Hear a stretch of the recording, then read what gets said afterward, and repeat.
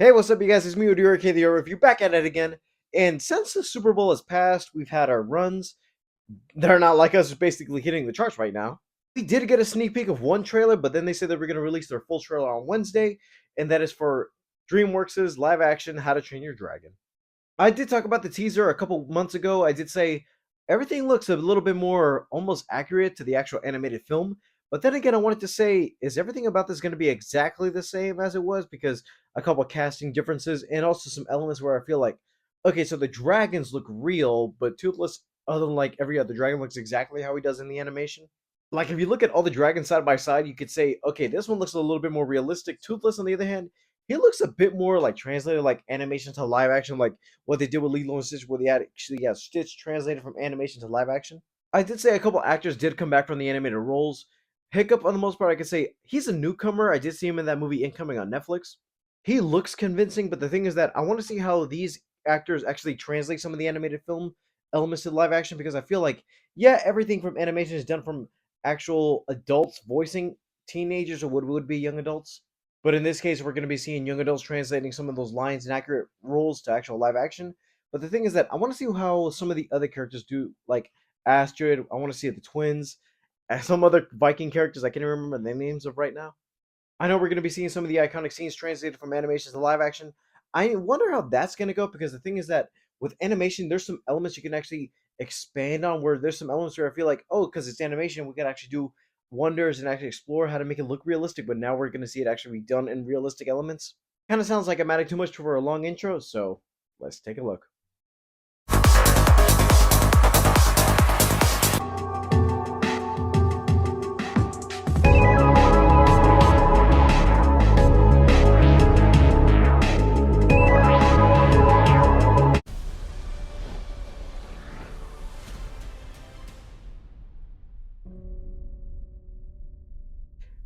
Oh, so they do incorporate the DreamWorks logo. Descendants of the finest dragon fighters from everywhere the Vikings ever traveled.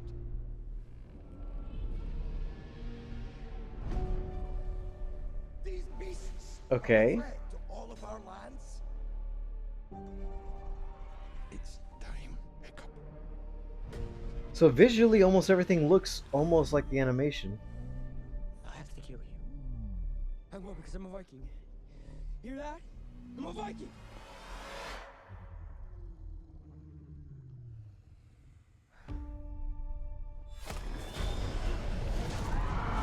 Okay. It's okay. I won't hurt you.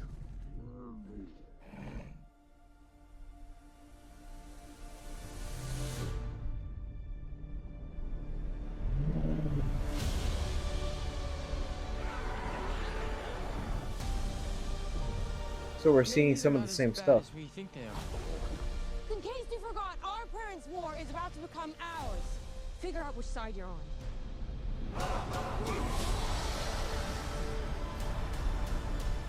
They've killed hundreds of us. And they killed thousands of them. Okay, some of the same lines are in this. Toothless, no! He's a friend! You all need to see this. I'm not one of them. Wow, you've lost everything. Your father, your tribe, your best friend. So this is kind of one of those trailers that tells you everything. Something stupid. Something stupid like that line is in the Oh, you already in did the that. original too. It's something crazy. Yeah, exactly word from word. Stick with me. Alright, bud, you ready? Not that I hate it, but it's almost like, yeah, they know what works. Even the big dragon at the end. Come on!